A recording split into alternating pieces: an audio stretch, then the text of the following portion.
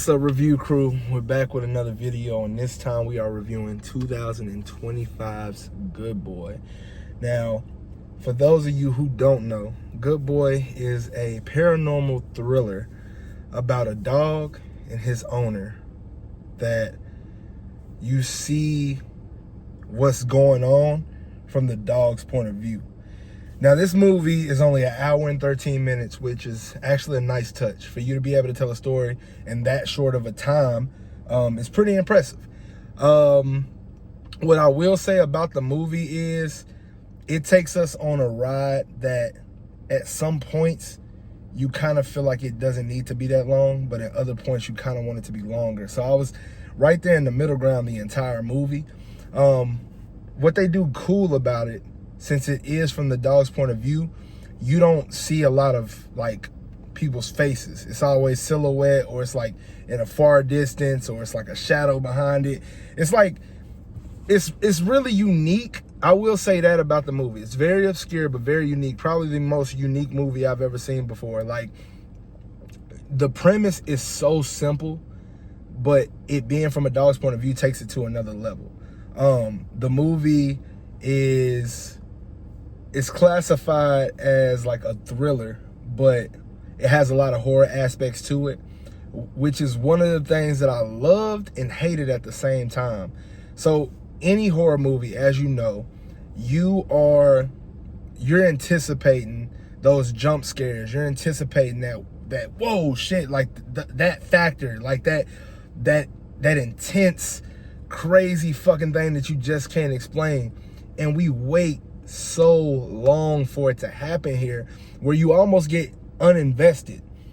So as the movie progresses, you keep getting these eerie sounds, and you're hearing what the dog's hearing, and the dog's sniffing around, and he's trying to get to the bottom of what the fuck is going on in this house. So his owner, he is going through some type of illness where he decides to seclude himself and go to his grandfather's house, who, for all intents and purposes, probably died from the same thing. It seems like a hereditary type of disease that the entire family goes through. We see this when we go to his grandfather's house, and he goes to the backyard, like they live in the woods. And when he goes out there to the backyard, it's a bunch of grave heads, like what do you call it? Like, yeah, gravestones or whatever, tombstones. And he says, this is my whole family here. We're standing on their bodies. They all died pretty young too. And even the actor who plays the owner, he's probably mid-30s. Yeah, he's probably like mid-30s. Like I said, you can't really see his face to make out how old he would be. But he has a sister who constantly calls and checks up on him, just making sure he's good. She knows that, you know, the dog has a keen sense for this danger, if you will. And she's like, hey, have you noticed that he's, you know, doing these, like, sniffing around and like looking at stuff that's not there, like things like that. And he's like, yeah, that's what dogs do. But in retrospect, like when you think about it, no, the dog is really seeing something. He's really going through something. And this entire movie, you just wonder what. We do get an answer as to what's going on. It's really one of those movies that's left up for interpretation. I'm gonna watch a few videos after this review to see what other people thought. I put it in my Letterboxd review, and when I put it in my Letterboxd review, I read some, and some people picked up what I was picking up, and then some people had an entirely different like frame of mind. So I don't really know if I'm right in what I think. What I think is it's a heaven and hell, and for whatever reason his owner is like in between that. And from the dog's perspective, it's all about its loyalty. The movie is about loyalty. It's like, how far are you willing to go to stay loyal to someone or something, even though you don't know what the hell, where that's gonna take you. So it's very interesting, guys. I would love for anyone who's seen this movie to talk to me about it. For me personally, I liked it in some spots. I hated it in some spots.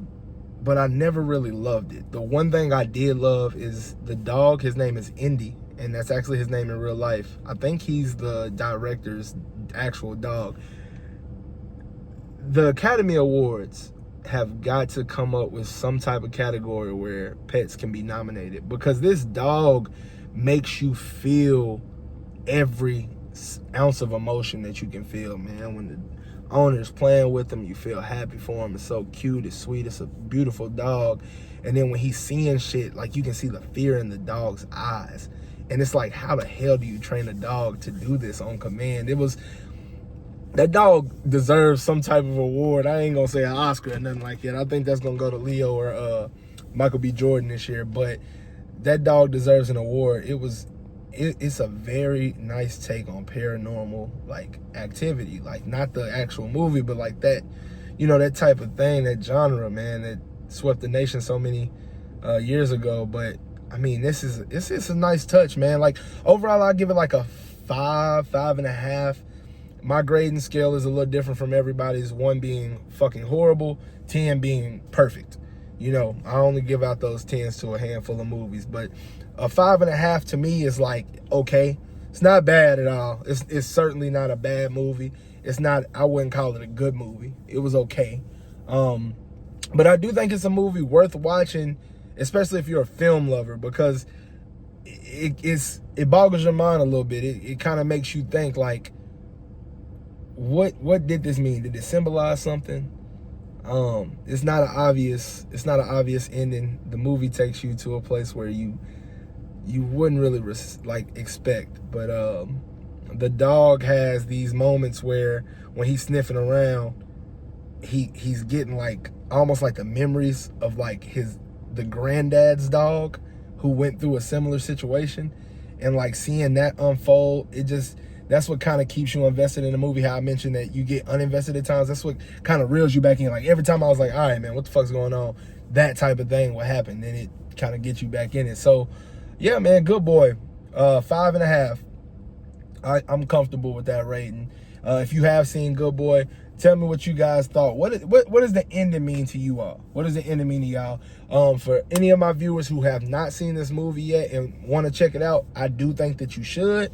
And don't look at the comment section, just in case some people respond with some comments, and I encourage that. Please talk to me. Don't have me out here talking to myself. But all right, man, like any other time, we're gonna leave this movie in the rear view.